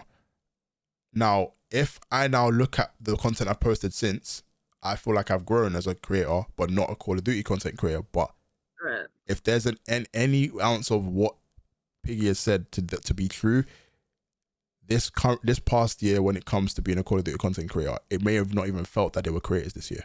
They might as well have just felt that they were warehouse workers just trying to make, you know what I mean? Like, and I don't want to identify to them as that, but it genuinely feels like that's the vibe that this game gave us. So in a way, it's like I am working my socks off just to get like a certain number of views per video. Whereas it's not even like I'm enjoying the process of, oh my God, how the fuck have I sniped him from so far away? Even, look, the sniping community, we're going to get to that part in a hot sec as well. But like, bro, we couldn't even talk about certain things, bro. Like, it's almost like, okay, one gun is meta. We're on that meta for 4 months. We were on an RPK meta for 6 months. Yeah, that was probably one of the longest. Yeah, that was crazy. Like, in my head, I'm thinking, there is nothing, like, what content are you going to put out when a meta's there for 6 months? The only person I feel like I saw anything from was from S6, and he was actually, when there were unhinged, I think it was unhinged trios, he used to be a cab driver in Al Mazrah. That for me is a very good niche in a very bad game, but he made it work. You guys get it? For me, it's just like, bro, like we have gone from being able to daily put out something, like, bro, we can put 100 IQ players out. I remember throwing a fucking Molotov at a whole team inside of a vehicle, and it burnt all of them to crisp because they drove past. That's high IQ. If I put that out now, that's not going to get any sort of engagement. If I put it out and it's about 6 months, it's going to get engagement, all right? It's blowing. You know what I'm saying? It's actually blowing. It's crazy. So in my head, it's just like, okay, that era, this is kind of like, you know, I'm going to relate this to Arsenal because I fucking love my team, and I know they fucking lost the game this week, but I don't care. We've gone through the banter era of Call of Duty, people. Now we're serious. We're serious. We're very serious. You understand? So I think it's time. Ain't been in Europe in ages. And okay, buddy. Okay, buddy. The point I'm trying to make is there was a period of difficulty. All right. Now we're seeing. You know what I'm saying? You know what? He's a Chelsea fan. It's okay. I don't even know why I'm getting triggered. It's fine. Let's carry on. Anyway. So, zombies. We're gonna have a look at this, right? I want to cry with tears. So, obviously, there's been a lot of talk in regards to what zombies is this year. Also, essentially, why it's so different to what we've been able to kind of muster up from previous years. I mean, I've got the video here. We can have a look at it. But effectively, we know that it's no longer going to be round-based specifically for this Call of Duty. I won't say that it's going to be that for the long haul, but they wanted to add something different. DMZ hasn't been announced so far, but I think it is going to be input at a later point with MW3. But the main focus of this specific Call of Duty was that they added something different when it refers to the zombie arc. I know that they're looking at doing more of like an outbreak. Is it an outbreak? And what's the other word? Yeah, it's outbreak / like DMZ kind of feel to it. So I think, obviously, having watched how they kind of explained it and how it works, it looks very interesting. And especially in regards to like just being able to play with squads. If you've come back home from a long day at work and you just want to have a good time with people in a party, it's no longer limited to just teams of, I think it was teams of 4 before. It's now 6 teams of 6. Am I right? So there's an element to actually kind of grind this along. I know there's going to actually be zombie camos to an extent, of which we haven't seen just yet, but I can't lie, it looks, there's always zombie camos. So there'll be that element of stuff, but also I think it's hats off to them because they're actually taking a risk, which I haven't really seen Call of Duty do too often when it comes to zombies. I mean, people are really locked into round-based modes. That's kind of their bread and butter. They didn't really like the open world aspect of Vanguard when they did drop zombies for that game. They're taking a risk by doing it again, but I think considering the information they've been able to kind of gather from previous titles, they cannot afford for this to go wrong, and I don't think they will. I think this will actually be a very enjoyable mode, and who knows, they may introduce round-based content at a later date. It may not be the be-all and end-all that they stuck with open world, but the fact that they've been able to put this on a battle royale map means that they actually have a long-term future for this, because it's not just going to be one season, or they might have like a lot of extended content for this. But yeah, what do you think? I'm open to the idea of open world zombies. I'm okay. So with round-based zombies, it does get a bit tedious after a while, because it's just repetitive, isn't it? And with me, I do like a bit of a mix-up. So this is open world zombies actually going to be completely new to me. I do consider myself a zombie slayer. It's funny, just short story. I used to be shit scared of zombies. I remember my very first zombie film that I watched was Shaun of the Dead. And I feel like the trauma that I endured from watching Shaun of the Dead with my brother and my mum made me love zombie films in a weird way. So now when I watch zombie films or participate in zombie games or whatever, there's a thrill there. And the fact that now Call of Duty is implementing an open world zombies, I'm not going to say I've been screaming for it, but it's something different. It's something different for like gamers or Call of Duty players like myself. Because like I said, round-based zombies does get a bit tedious. I'm not saying it's bad. Even if they did implement round-based zombies, I wouldn't be like, oh, like this the same. That wouldn't be the attitude. I'd still be open to it, but this is something new, and I'm excited to actually like try it out. I mean, Biggie, any words? I mean, the reason why I started playing Call of Duty was zombies. Funny enough, I started World of War's first ever zombies iteration we really ever had. So it's weird. Like my introduction to COD was literally through this, and then I fell in love with multiplayer afterwards. So I've always loved round-based zombies. Like that's always been my favorite because I'm an Easter egg like nerd, right? I love figuring shit out. I love looking on all the walkthroughs. I love grabbing a squad and like trying to do all this cool nerdy stuff that's nothing to do with like the core base of zombies. So I feel like Call of Duty has always been a bit up and down with what they wanted to do with it, because they gave us round base and then they gave us this alien thing and then they gave us Outbreak and then they tried to go back to round base with Call of Duty, Black Ops what was it? Cold War. Call of Duty Cold War. Cold War, yeah. But that it was slightly different. It's like they tried to merge round based, but everything else about it just seemed like they wanted to do like an outbreak type of thing, from the type of weapons to like boss zombies and stuff. But you have it on a confined map.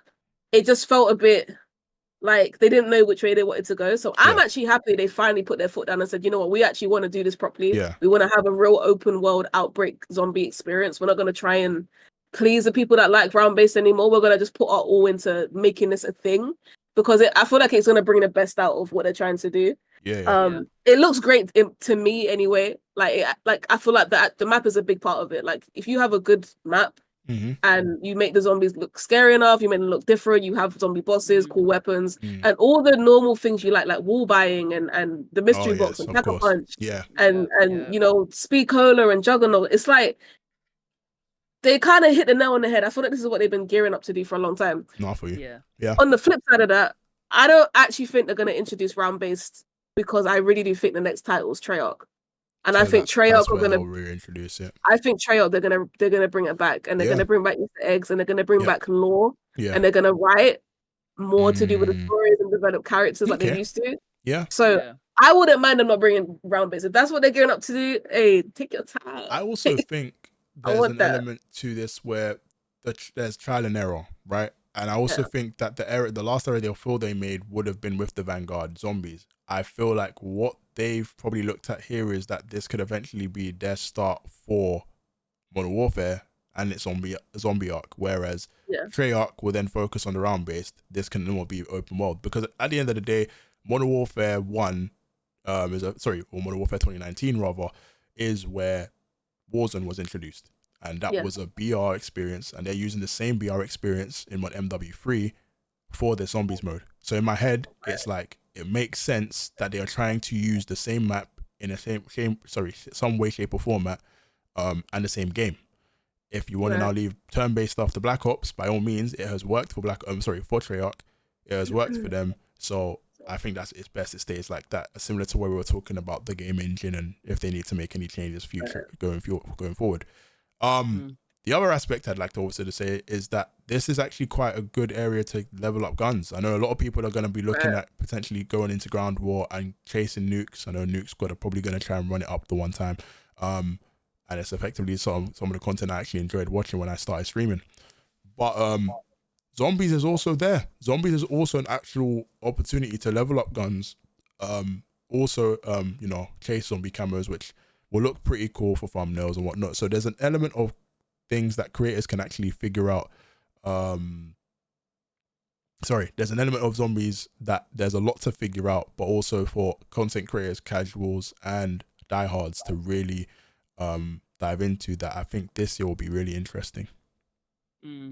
I tapped into a Cold War. Like Cold War had like a like an open world / round base, right? I don't know. I didn't play much Cold War. I only played it when it was free on the weekends or whatever. So that's the only time I actually got to play zombies. But if they had that, if they implement the round base as well as the open world kind of stuff, and the difficulty of obviously the rounds increase depending on the higher levels you get, and also like the kind of stuff that happens around the map, you know, like let's just say for example, if you do try go to a new POI, you're going to see more of a shit ton of zombies in that area compared like in round 25 compared to round 13 for example. You know what I mean? If it's like that for example, then I'm so here for it. Like that's a W in my books. But like I said before, I'm open to different things. When it comes to zombies, I'm open to almost anything, you know. As long as I'm still slaying out, as long as there's still the same aesthetics as it was in World at War previous, and other titles, then that's fine. You know, won you over. Fair enough. I mean, I think those are pretty reasonable takes. I think someone in chat asked me what my favorite character in zombies, playable characters, is. I'm trying to remember because obviously I last fully played zombies Black Ops 3. I'm trying to remember characters from Black Ops 3 now, but if I had to go based off my overall experience, I think I remember. Nikolai. There's Nikolai. Was Takeo Masaki one? Takeo, yeah. I That's my think second that favorite. he was probably one of my Takeo. favorite characters. Yeah, cold. So, that'll be my answer. Round based, I got to round 100 plus. It was not fun. Yeah, man. When you get to them levels, What's you guys' highest round on zombies ever? Probably in the 40s. mine was I 72. think mine's 37, I think, or 38. It was on Moon. I fell asleep. That's why. Clearly. Yeah, me and my bro. Sims, that close. No, that's seriously. crazy. Me and my bro had so many moments where we were like, we could actually hit round 100. Went up we to are Team I, bro. Chill. It's 4 a.m. in the morning, and I can't train another zombie another round without falling asleep. Like it got to that point where you got so good at it that it was like you had to start really early because you knew you were in for Piggy, a grind. I used to try lie down in a position, right? Because I obviously playing zombies was easy, right? Trading zombies and that. Yeah. So I would put my pillow on like my neck. I would rest my neck and I'd lie down and I'd just be playing with like my controller like in front of me on my lap, and I would just try like drift off a little bit. And I think, you know what? If I can slay zombies and just close my eyes for at least 2 minutes, I'm sure I could last another like 10 minutes, 10, 15 minutes of more zombie slaying. But yeah, it never worked. It just never worked. I fell asleep, and the next thing you know, I woke up and I just see like the zombies all surrounding the area. Oh yeah, game over, bro. Game over, bro. Man woke up. Yeah, my friends to this day still get onto me. They tell me, they're like, "Warren, you was good at zombies, but you lacked because you was always falling asleep." And I was like, "Listen, leave me alone, man. I won't build like you, man." I think it's time to take the dust off of those boots, get the controller back on, invite the homies, and let them know what's up now. You know what I'm saying? That's why the Easter eggs were the best part for me. Like when I found out about Easter eggs, it kind of changed the whole point of zombies. It was like, because then certain things, it was more about how quick can you do the steps of the Easter egg before the zombie rounds get too difficult. Because sometimes past a certain point, you can't do the Easter egg anymore. It's too late. Like the round's too high. You can't do certain steps anymore because you kind of missed your mark, and then you kind of try again. Yeah. And then they would always. One thing I have to really respect Treyarch for is its storytelling. Like we all know campaign like for like Modern Warfare campaign has always been like the greatest.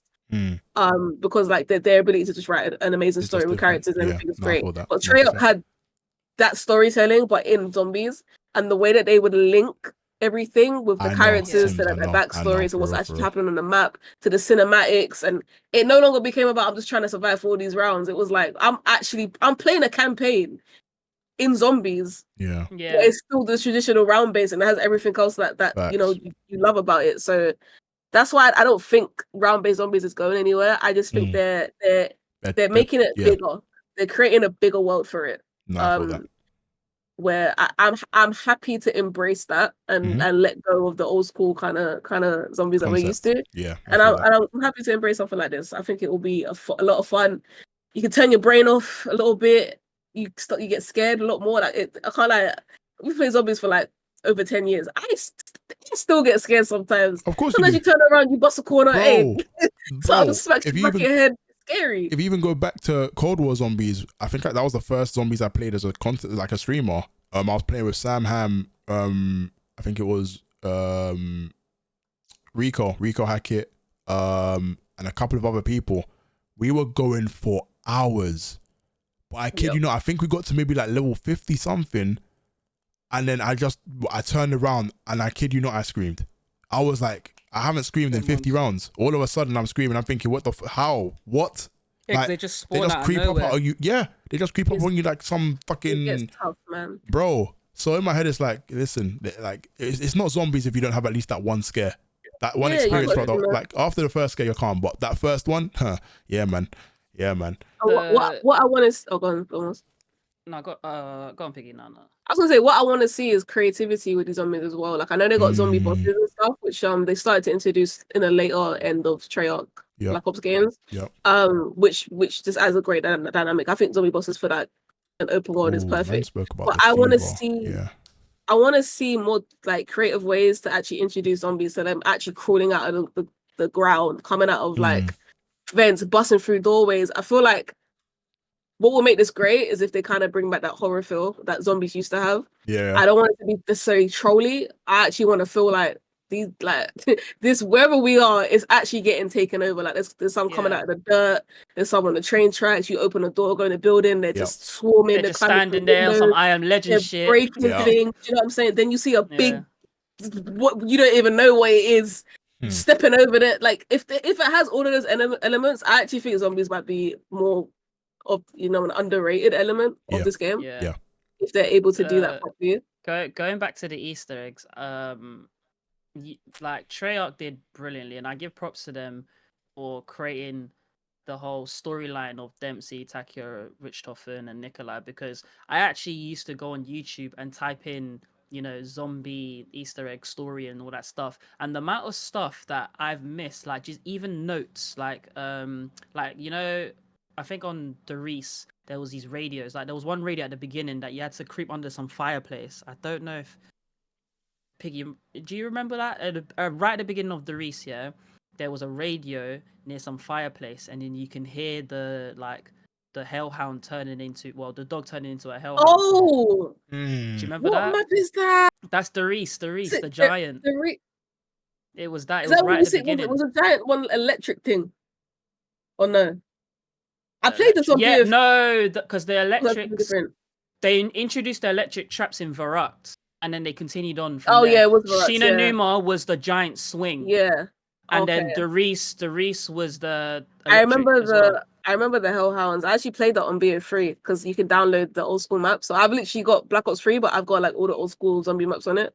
I really hope that feel that I had then I need that. is here. I think there are Hellhounds in this though. I did see one. We did see Hellhounds. There's Hellhounds in this. Someone said, "What's your scariest zombies map?" Varrock. You're in an asylum. It don't get any scarier than that. Yeah, I think that's up there for me. Weirdly, one that scared me was 5. Now 5 isn't traditionally a scary map, but you see introducing the elevator. Sometimes you'd have to make a play for the elevator, and you have to pray to God that door closes before they come in. And there wasn't many maps that had that kind of element where like you could literally like close something and go to a different area like that. So 5 was probably my favorite. I don't know about scariest, but I liked. Do you remember going in the Pack-a-Punch room on 5, and then all the zombies are outside waiting? Do you remember the Easter? Do you not remember the song? The Eminem song when you did not the main Easter egg, but the little mini Easter egg. Call of Duty love Eminem, they love it. They love this for Eminem. The bosses that ran out your tunnel vision. Listen, bro. Zombies used to give me heartache as well as joy. That's all I can say in regards to that. I feel like zombies definitely peaked during Black Ops times. So it did. Chat. If anybody, I wouldn't even say it fell off, but chat. If anybody in here has got a beta code, scan this QR code to get early access. Apparently, this is how it works. What? I've just found this on Sledgehammer. It's been 3 hours though, so it might not work anymore. But fuck it. Open your camera and let's have a look. See. What? That's getting scangy. And it's your Call of Duty account. What's my login? I don't know my login. Oh wait, I can do it from Battle.net. Yep, you can do it from Battle.net. Come on, internet. It's not the time. I'm just gonna log in via Xbox. I don't know my email to the password, but stay signed in. Listen, stop asking me questions. There was an error. No, what you mean? Protect your account. No, skip for now, please. You're not going. It says code invalid or previously redeemed. Fast start on the draw next time.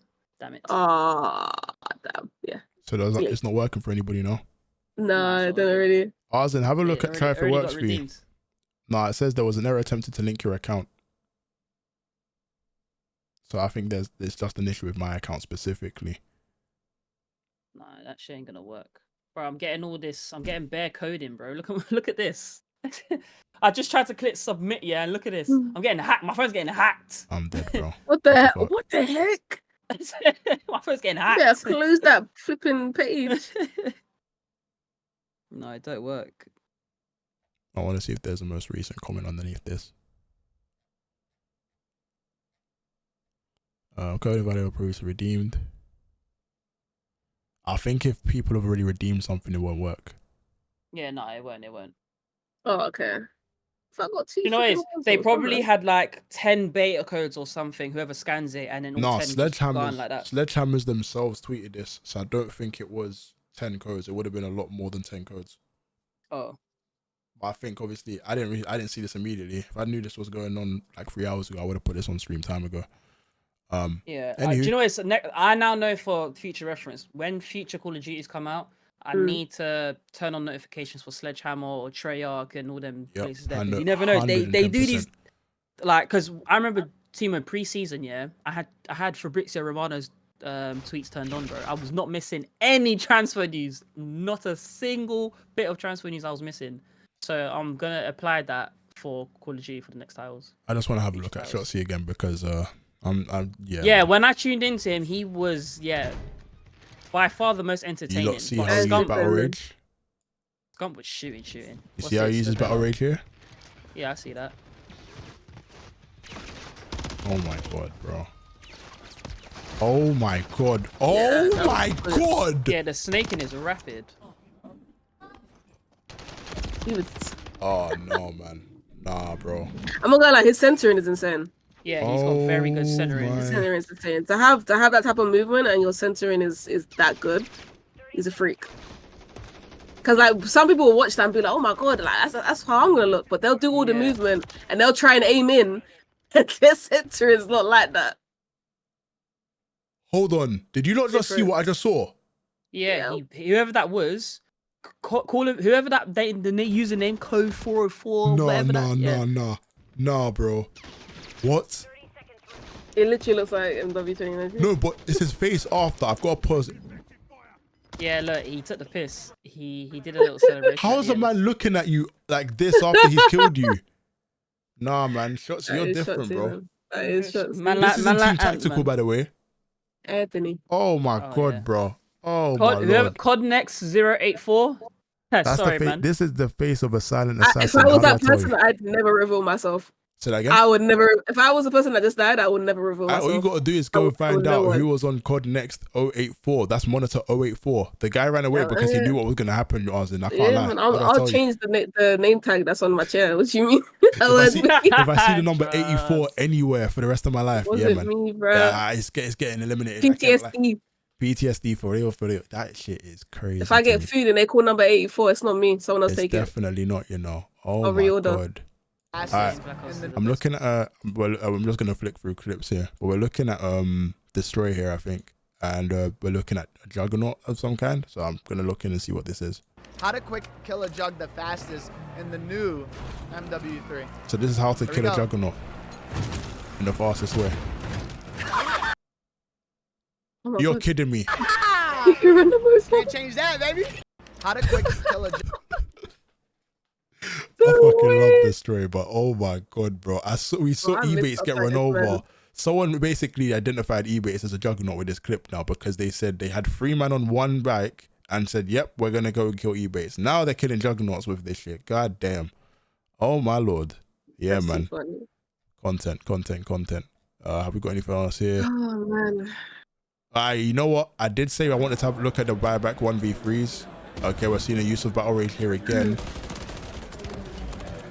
Oh my god. What? No way. No way. Hold on. No. No, there's no way.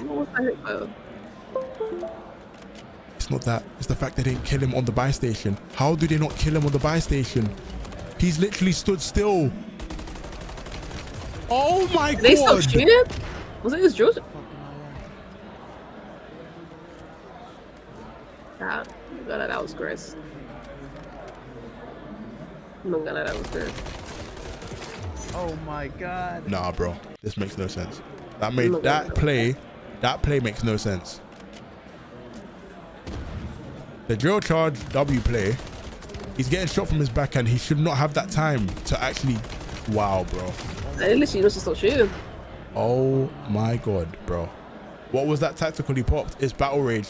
They made it a tactical this year as opposed to the L2 R2 feature you normally have when you pick it up off of a ground loop, like you would do dead silence and shit. Nah, that's crazy. That's crazy. I reckon that gun will be the end of the rank. What? You reckon the ACR will be the end of rank? No shot, bro. No way. There's no way they do that. Oh, we get to see a bit of Selim here in the gulag. Let's have a look. The time. This one was 12. Oh my days. Oh, it was Selim versus Scump. Oh, that's true. CDL battle for Money March. Ooh.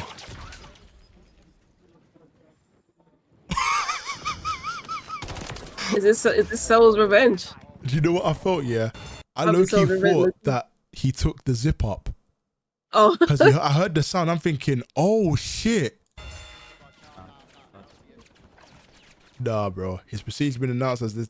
Prestiges and like seasonal things haven't been announced just yet. At least I don't think so. Like progression and all of that kind of stuff. They haven't spoken about it. Oh, I think it came down, but he had to come to the middle to take it. Okay.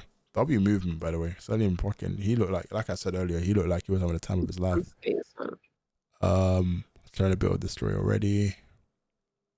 I think we can move towards, my days, I've been muted this whole time. Oh my gosh. I'm there trash talking saying, yeah, that's my goat. That's my goat. I need to go to the toilet because I've been holding do your thing, this bro. Like bro. We can wait. It's almost 12, so yeah. I shall be back. No worries. But yeah, man. I think to kind of wrap up here, it's been I think this has been nothing short of a W, guys. Not just in regards to the podcast and having both Piggy and Warren here, but you guys in chat have literally stuck here for the best part of 7 hours. We've stopped watching content for a while now, but just the vibes in general, I really think we can take this community. We can take this community very far. We can take it very, very far with what we're trying to do. Let me just quickly swap cameras. I think we can take this thing a bit like really far because I feel it's the opportunity to kind of highlight the longest team stream you'll ever see until this weekend. Bro, I hate the fact that he knows I'm playing MW, bro.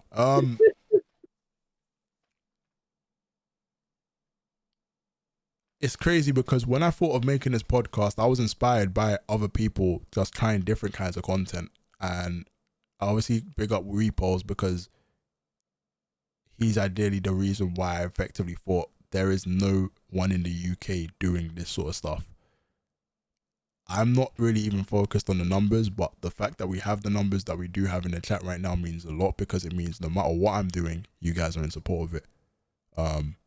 And it's not just me doing it. We've got Piggy, we've got Warren. We'll have special guests in the future, and I'm hoping they are able to add as much value to it as you guys in chat are adding because that's kind of what's important to me. You know, I spoke to both Bella and Shan differently and told them you guys are in a position of like we effectively want you guys to be at COD next year. I would want to be there. You know, I want the UK to have a sense of representation. I know Piggy's obviously got her sights locked into MW3 and what she can really get done with it, but I'm talking COD casting, CDL watch parties. Like we need to have a face out there that's representing us in one way, shape or another because I don't think people need to look at COD Next as an event that's there for skill or you have to be a certain level of player in order to go out there. People can get shot on. You got CDL pros literally like having Warzone players licking wounds. Like there's levels to this in regards to playability, but that's not what COD Next is. I think it's generally an event to be able to showcase their new title to people of high levels of consistency that are able to market the game well, but also presence. And I feel like that's something that the UK has had a lack of in regards to opportunity. But I feel like we need to actually just bust down whatever door it is and, you know, show our presence, whether it be in the field of podcasting, whether it be in podcasting, whether it be in customs hosting, watch parties, cracked out of your head gameplay, you know, tournaments, whatever it is you guys want to try and do, I want to be able to like really support, but also get behind it because this time next year when they do announce their Treyarch model or version of the game, we need to be there. That's my part of message. Like it's been great. The podcast has been absolutely exceptional. I can't thank Warren and Piggy enough for, you know, allowing me to really try and take this thing live because initially this was just a recorded process. We'd have to find time during the week. in order to kind of make that happen. But the fact we've been able to make it a live experience, you guys have been really fucking with the overlays. Shout outs to the boy Omega once again. And really kind of really lock in, like really have a good time in chat. Normally I play music in the background, but you guys have been the music today. So it's been a great one. It's been a great one. I can't, my guy Prayer Hands, what are you telling me, Hulk? But yeah, it's been a really good experience. It won't be the last time you see a Too Good Cast on the channel. I'm going to see if I can get these done more regularly, especially when we've got talking points. It might even be that there might be another set of interesting reveals that Call of Duty have to announce that I will literally hound both Piggy and Warren into a Discord call and be like, yep, it's time.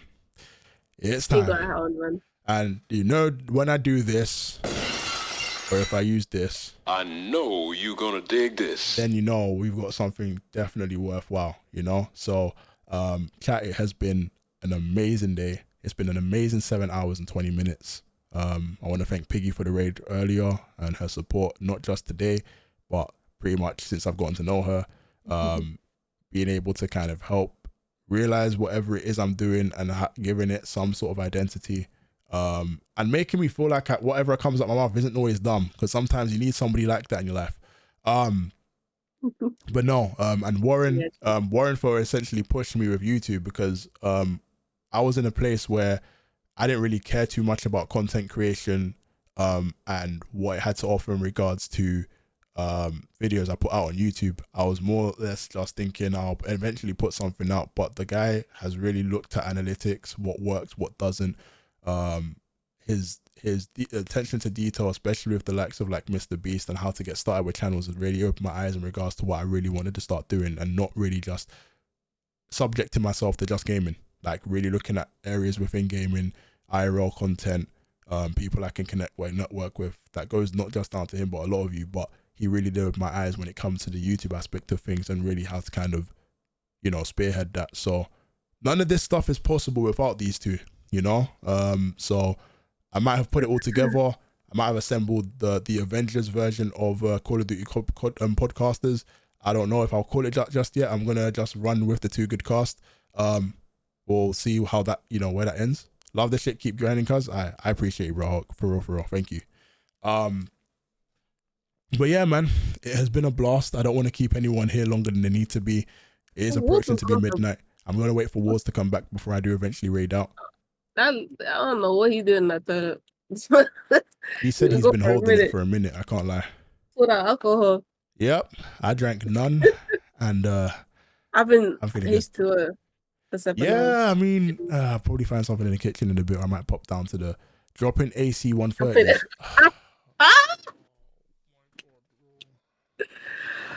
Well, because someone dropping nukes, so it's over. Dude's dropping nukes, bro. All right, man.